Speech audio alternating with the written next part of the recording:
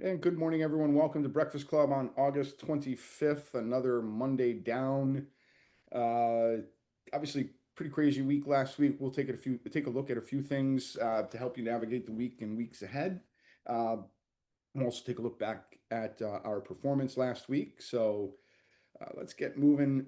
Some program updates as we were heading up or coming up on the Labor Day weekend holiday. Uh, we will not have live sessions on Friday, August 29th, or next Monday, September 1, for the holiday weekend. So do expect trade alerts only on Friday, August 29th. Breakfast Club will return next Wednesday, September 3rd. We'll do Wednesday session this week, but the following Wednesday, September 3rd, we'll be back, giving everyone the long weekend here at Traders Reserve. The next Breakfast Club for next week will be on Wednesday. Jeff and I will be back with you then. And a reminder that the three stock strategy, for those of you who still had subscriptions for that, that will return Monday, September 8th in the afternoon. We'll give you more details next week, next Wednesday. But that will return via email to start. We're not going to build out a channel right away, but we want to get that one back and hopefully taking advantage of upward momentum in stocks. So let's take a look at this. This is two side-by-side charts. Um, you may or may not know what these two charts are, but I will tell you in just a moment. The the two arrows on the right edge of each chart were the the pieces that it's I think we're in this space where it's hope and fear at the same time. And I'll give you an explanation of what I mean by that. If you look at the left hand chart, you'll notice the clear downtrend over multiple days, followed by Friday's big spike rally. But remember last week we kept talking about yes, but. So here we are again. Yes, but Friday's rally on that left hand chart did not result in a new high, in a closing new high.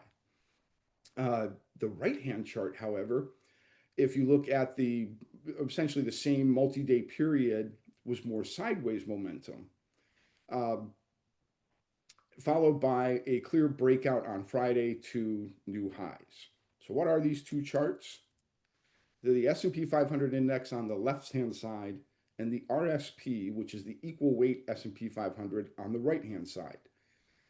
The RSP did break out to a new high on Friday's rally. And prior to that, the that sideways movement essentially occurring almost fully within the previous breakout bar. So if we look over here, I need a little drawing tool. Can I not have purple? Thank you.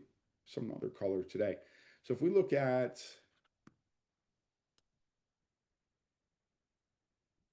this candlestick here, that big bullish candlestick, you can see this essentially all of the candlesticks traded inside of that range.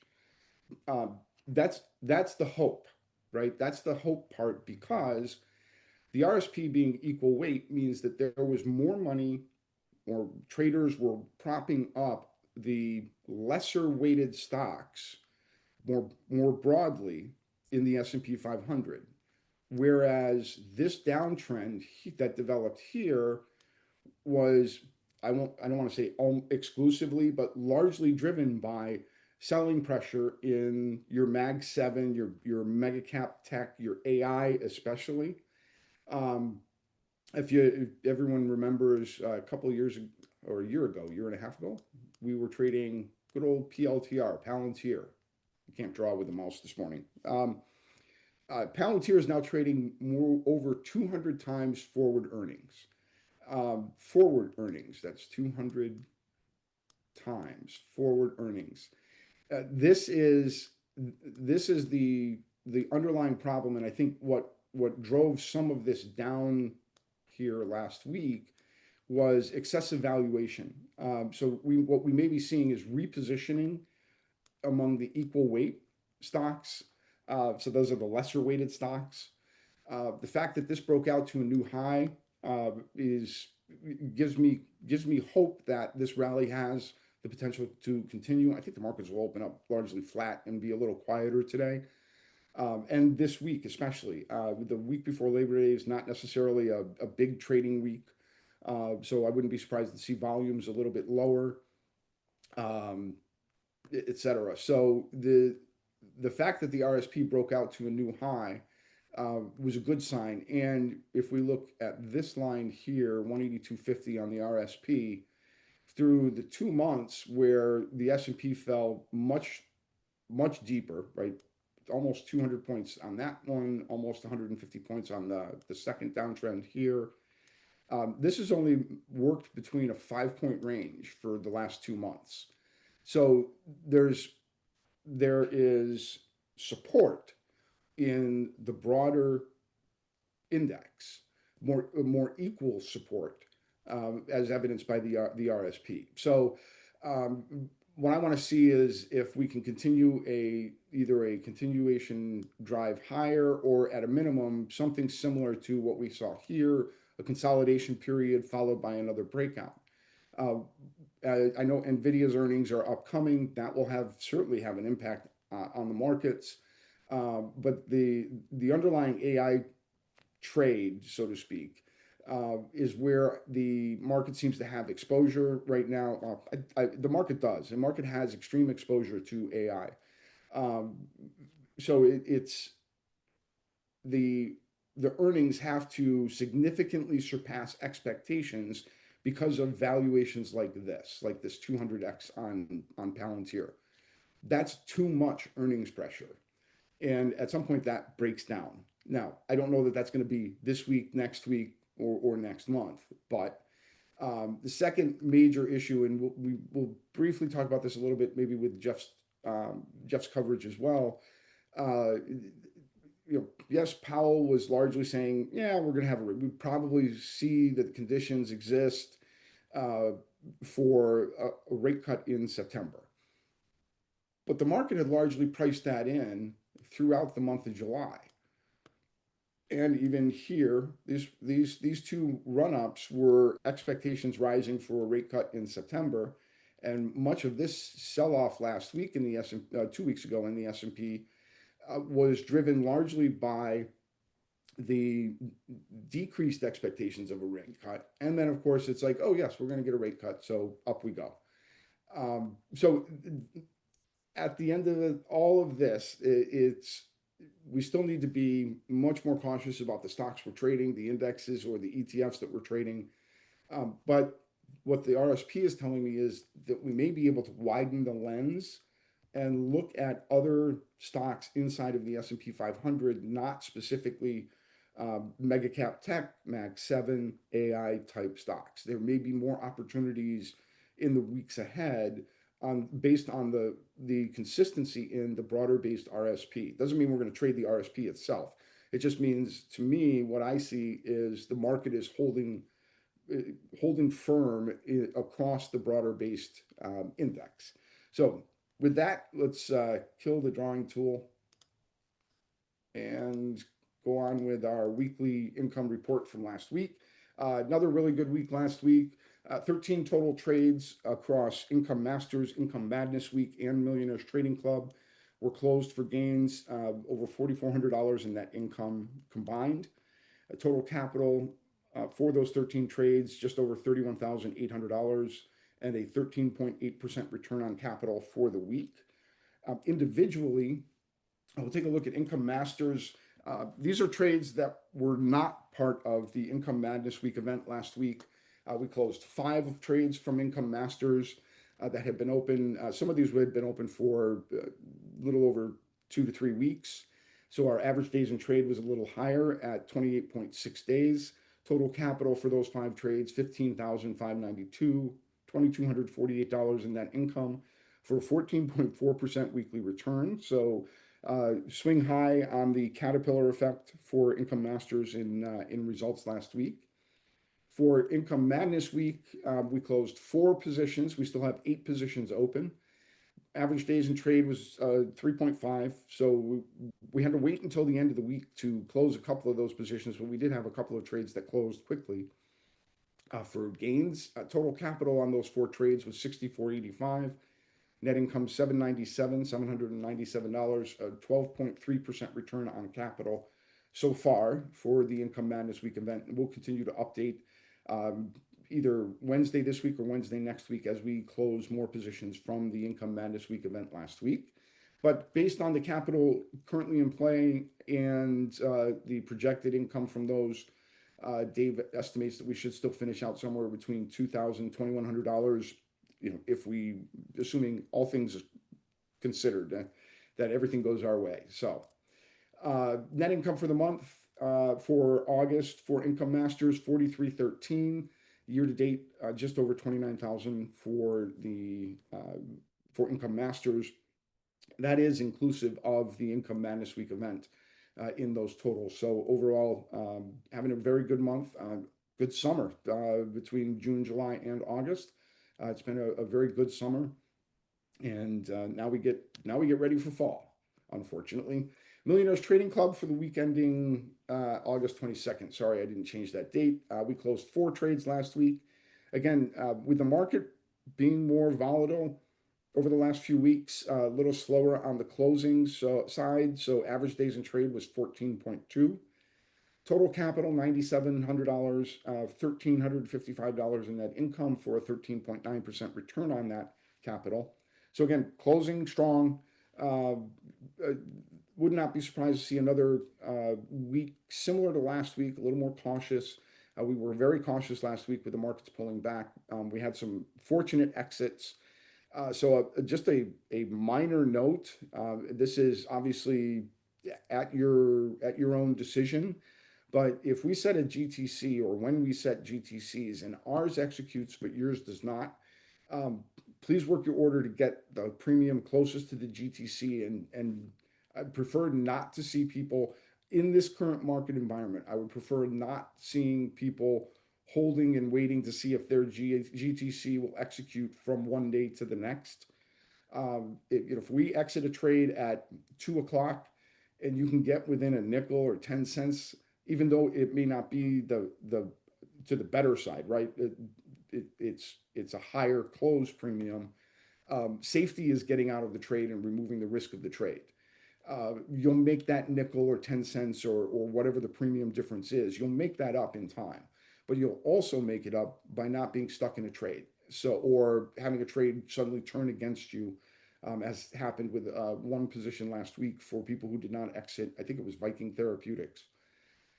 And part of that is if we see, or if we, as traders, as we experience very fast moving prices or rapid changes in volume, that can mean that some people's orders are executed and others are not. That can be broker dependent. That can be where you are in the, it's like standing at the deli counter and you're holding ticket number 102 and they're now serving number 5.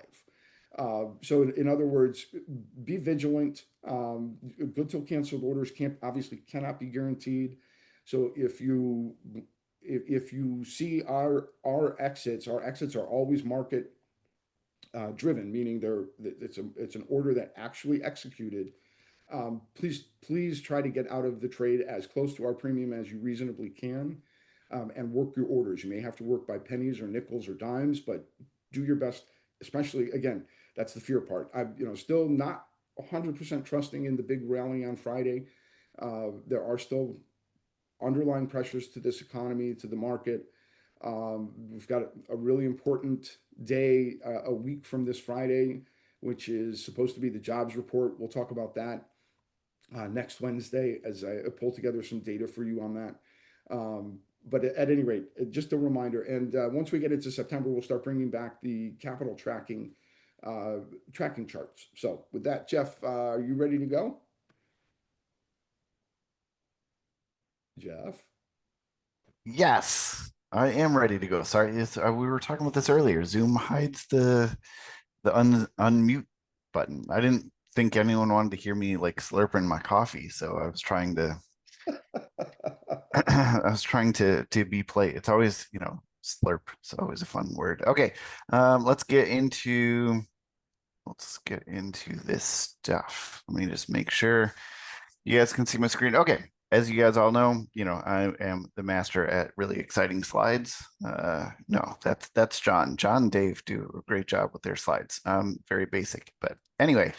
Um, so one of the things I wanted to do just really quick, we're going to talk about Jackson Hole. We're going to talk about rotations and all that sort of stuff. I mean, what a difference a week makes. Last week we were talking about rotating into defensive stocks, and then all of a sudden Friday, calls into question everything. So, or does it? We'll go into that. But first off, I wanted to look at the 10-day. Let me get my laser pointer out, although I like drawing too. So 10 days prior to the Labor Day holiday, if you just go out and say, hey, I thought all holidays were normally bullish, so I'm going to buy the market 10 days prior to Labor Day. Well, in this case, yes, there is a seasonal pattern. Oops, that's a typo. 9 out of 10 years, I will change that. 9 out of 10 years, not 7. The SPY went up 10 days prior to the Labor Day holiday. So I know we're sort of halfway there. 10 days would have been the start of last week. So the question is, okay, well, with 5 days-ish to go before Labor Day, what do we have? Is there any sort of seasonal pattern? Can I still get into this? All that sort of stuff. Well, the average profit on SPY 10 days prior to Labor Day is about 0.77%. Well, we've already gone over 1%. So yes, this is just average, but you can see that, it's pretty consistent. And so we're already sort of at that high part of the average. And this is kind of what, this is a discussion that John just had. It's one that we're going to get into greater detail of, like, is this a breakout? Is this a fake out from Friday? What's going to happen? Well, we've already sort of exceeded the average percent that we would normally do 10 days prior to Labor Day holiday. So the question is there anything else this week that we can still get into? Well, the only strong seasonal pattern, and yes, I understand these are green bars, but this is because it's profit. And it's actually profit if you sell the market one day prior to Labor Day, or the day before the Labor Day break. For whatever reason, oh man, there's another typo. That dollar sign should be on the left. Anyway, it's not much of a gain, only average of 0.37%, average profit of $1.39. It does have a 70% accuracy. So for whatever reason, the day before Labor Day, as hedge fund guys and gals still out on vacation, whatever it is, market doesn't like one day prior to Labor Day. So it's just one of those cautious weeks. As John said, we could see anything from here, but it seems like a good part of the run might have already happened. So we just need to be a little bit cautious for here. So where do we go? What is cautious? Well, this is the S&P 500 futures. As you can see, this is when the screenshot was taken earlier this morning. Everything was down by more than 0.25%, being S&P 500, NASDAQ, and the Dow. This is an hourly chart of the S&P futures. So this does have overnight data. And this starts on, this is 8:15. So there's quite a few days in here. And this kind of piggybacks off of what John was saying. On an hourly chart, we had this huge run up to at 10 o'clock on Friday. And then really ever since, on the futures side, we've been pulling back. If you are in MTC, you know what this cloud is in the back. That's an indicator I'm going to give away to everyone who is a subscriber to MTC. But either way, you have a crossover on the cloud. It is a little red. And so the question is this going to be a breakout or a fake out? Well, breakout, we would like to see kind of exceed a previous level, whether that be 6508 or one of these levels back here at this 6490-ish level. If it's going to be a fake out and we head lower, then 6460 is kind of our area of support. Previous support, it was, this chart goes all the way back to July 27th. And you can see this 6460 was an area of interest back here. It was an area of interest back here. It was even support as we wicked all the way down to it. It was an area of support. It was an area of support. So if 64.60 breaks, then we're looking at a fake out. If we get above this 64.80, then maybe it's a breakout.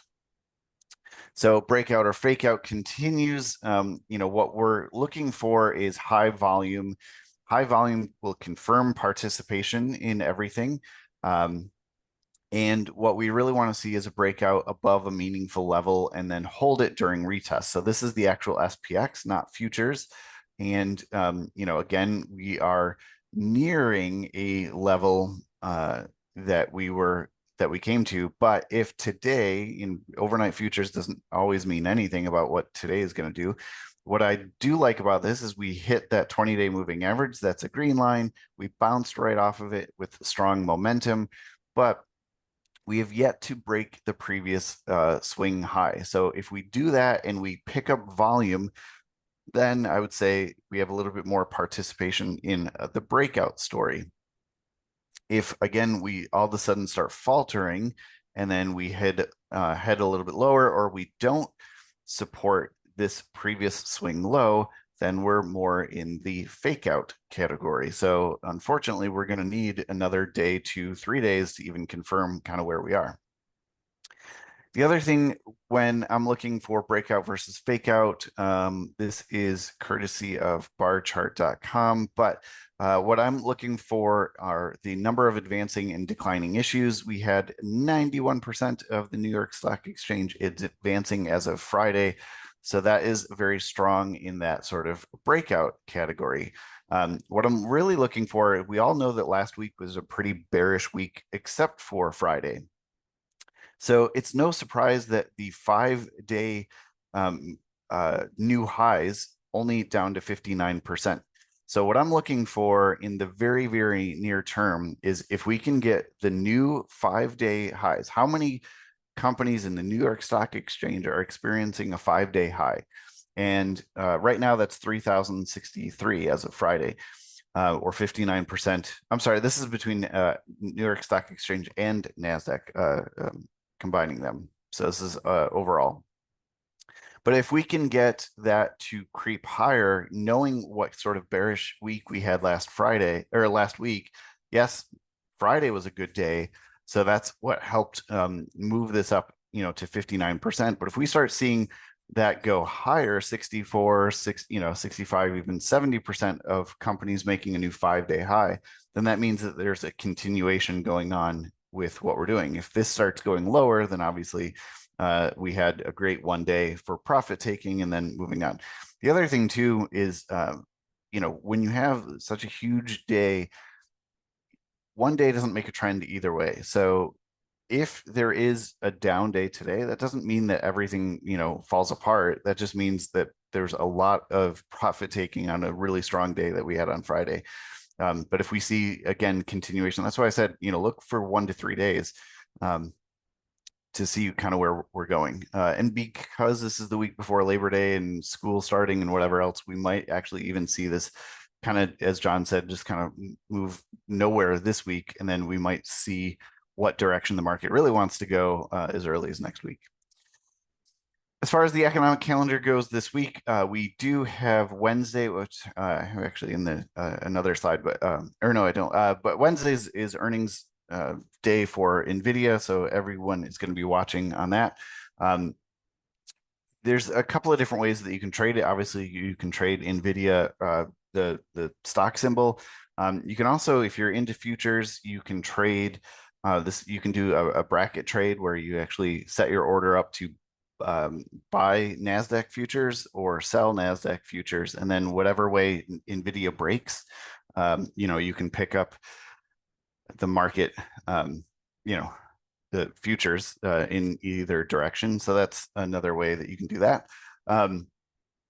But the other one is core PCE that comes out on Friday. And again, that is sort of really the measure that the Fed likes to determine where they think inflation is going. So, and that right now is forecasted to be the same as last week. So there's a lot of sort of bullish news on, hey, rate cut. We feel like the environment is okay for a rate cut in September, or possibly okay, or whatever the vague language was. And so unless we see anything crazy with PCE, and again, I think the rate cut in September is a little bit more about job markets and some of the other things. And it's funny because I remember Dave once telling me like 3 years ago or so, everyone always wants a rate cut, but when you get a rate cut, that usually means something else in the market is breaking for the need to have a rate cut. So maybe this is this 2-year perfect landing. I mean, very, very slow on the approach, and we'll get a perfect landing. But just gotta always watch out for wanting a rate cut doesn't always mean that's good either. Good things are going. All right, so sector rotation last week, man, this was, we had some reds, we had some greens. Things were, not a bunch of sectors had, companies trading above their 20-day moving average, kind of talking about what's the strongest of the weakest sectors, so to speak. And then last Friday happened. And so Friday we had a 1.5% gain, and that actually brought up most of the S&P 500 sectors to actually finish out the week with a gain. And so this is kind of where it puts us right now, is how many stocks in each sector are trading above their 20-day moving average. So again, if you're a hedge fund, if you're just personal trader and you're trying to, find alpha, you're trying to find what hasn't run up, you're a pullback trader, whatever the case is, you're trying to figure out where is there still money left over. Well, again, just because a company is above the 20-day moving average doesn't mean that it's immediately going to reverse. That's usually long trends have companies staying above 20-day moving averages. But in terms of the sectors, what we know to be true is that when the overall sector has 80 to 90% of their companies trading above the 20-day moving average, that's usually when we see some sort of sector rotation. It doesn't necessarily mean that it's going to happen this week. It doesn't necessarily mean that this consumer discretionary is the weakest sector or it's going to lose money, but we know that it's going to be harder to find alpha. It's going to be harder to find extended gains when 90% of the stocks are already trading in consumer discretionary, are already trading above their 20-day moving average. We saw this, if you have been on the Monday sessions for the last couple of Mondays, we saw this with utilities. Utilities went up to 90% or 93%. Even the following week, the utilities still had a gain in that week for that sector, but then it really started falling off. And now utilities only 65% trading above their 20-day moving average. So what this means, though, is if we're looking at 80 to 90 as sort of that magic number for possibly a reversal to happen, well, S&P 500, we already have 79% of stocks now trading above their 20-day moving average, consumer discretionary at 90%, consumer staples very close, financials already above that 80%, healthcare above 80%, industrials above 80%, and so on. And so this is, but not IT, but not information technology. Yeah, not IT, not energy, not utilities. And I'm not saying, hey, go rush into any one of these. What I am saying, though, is this isn't necessarily to time the market. This isn't being used for anything else. What this is saying is you do have to be a little, I don't know. My whole month of August has always been you have to be a little bit cautious. I'm just saying you have, with elevated numbers like this, it wouldn't surprise me if there is a correction of duration, meaning maybe the market just doesn't go anywhere for a week. Some of these percentages start lowering a little bit, even though we aren't really reversing, and then we tick higher. That that might be one of those things that happens, and that would be okay. But all right, so equal weighted index. John already covered this, so I'm not going to go over that too much. What we do see on the equal weighted index is it did break out of some of the previous swing highs. So I do like that. This is actually equal weighted index of all of the USA stocks. So John showed, what that was on S&P 500. And then this is also showing what the overall is on on That all was, USA and stocks. So that confirms that it was the bottom of the market because your yeah, EUSA also broke out to a new high, a yeah, close new high. yep, yep. So You had the same sideways consolidation. yeah, yeah, this is where we were kind of like, I don't know, like S&P was kind of doing whatever, but I'm like EUSA, if we're not seeing broad-based sort of participation, then I don't like it. Now, we are seeing some good movement here.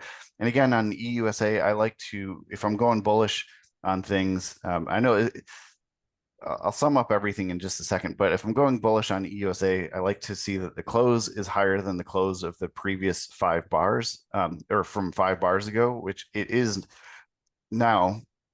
Now, 5 days from now, that's going to be a hard one to close above. But so so if you say, hey Jeff, you're all over the place. What is your take on the market? Yes, EUSA is breaking out, which is good. My overall take on it is just because I tend to be maybe a little bit more on the conservative side. I don't know. Um, to me, it's a cautious week. I'm holding on. I don't see anything. I see that this is a nice indicator, which is a nice indication of a breakout possibly happening. But what I would really like to see is if it comes down and retests, and especially like EUSA, if we can hold this high, if it kind of goes up another day or two, comes back down, and if it can hold that high, then or this previous swing high, then I feel a lot better about where we are. So to me, this is just a little bit of a cautionary tale. There's a lot of sectors going up. We have a slower holiday week ahead. So to me, it's not bullish, it's not bearish. It's just kind of one of those kind of hold on. Um, and while I'm not a financial advisor, for me, this is about scaling down position size. You can still be bullish, you can still be bearish, but on these, really for me, September and August, because they're so seasonally blah, this is just scaling down position size for me. That's just for me. You do whatever you need to do or whatever you want to do that holds to your risk. Now, since I'm trying to do trade ideas every Breakfast Club for you, I didn't put a recap on the other one. Lulu, by the way, did great with the market on Friday. I think that one's up 18% or so. The WBA, whatever that one was, that's essentially a wash. I think it was up like 10 cents or up 5 cents or something like that. So but still holding on to those. But either way, the new I don't know, I guess Mondays are just seasonal trades. I don't know. I'm trying something new for everyone to see kind of how they feel about seasonal trades. But this is Hilton Worldwide, 9 out of the last 10 years. It did trade higher. And again, this is that sort of perfect example of breakout or fake out. We did have a stronger move on Friday. If that's 279.46 is an area of potential resistance. If you get in on this trade, the only thing I don't like about this trade is it's costing you, if I do the math, $2.70. It's 5 wide, so the max that you can make is $5 minus 270. So you can't get a 100% return on capital. I think you can only get like an 80% return on capital or something. But either way, it wouldn't take that much. It would actually only take, we're trading at 277.50. If Hilton gets up to $280, which would be breaking out of that previous high, all it would take is $280 by September 19th for you to get the full $2.30 remaining on that one to get full profits. So all you need to do is get up to 280 or above. You get full profits on that trade. This is one of those where, if we hit 280, take a look at it very closely. If it starts maybe heading lower, get out for profits, whatever you need to. Oh yeah, this is where 280 is right. I circled it. That's 280. So that's sort of your minimum for your minimum that you need for max profit. But if we hit 280 and start going above, then you can get out at 50% or 75%, whatever the case may be. Or hold on to September 19th and go for the 100%. And if we get to 280 and start seeing some resistance, you know, this teal line is your daily profit loss line. So if we hit to 280, not, you know, depending on what day it is, you might not get, you know, you're not going to get the full profit, but that might be a good time to, or, you know, exit some of your positions or exit the full thing. But either way, Hilton, 9 out of the last 10 years moving higher. Certainly looks like we had a nice pullback. Certainly looks like it's moving higher. We have a green cloud, which is good. All we need is for it to march back up to a previous swing high, and you're good to go. So that is your seasonal free trade for Monday, August 25th. And John, I am out of slides. Awesome. Well, hey, thanks everybody for being with us on Breakfast Club. 35 minutes is pretty good for us. Reminder, you have Millionaires Trading Club at 11 a.m. and Income Masters at 12:30 today. So we will see you in those live sessions as they occur. And for those of you who took part in Income Madness Week, a reminder to keep your eyes open for trade alerts on the remaining open 8 positions. In the left-hand navigation bar here on the website, you can follow the open trades as they, so you make sure that you stay up on those. Let's see if we can't get those closed out here in the next few days. And outside of that, we will see everybody at 8:30 on Wednesday morning for Wednesday's Breakfast Club. Thanks and have a great day trading today.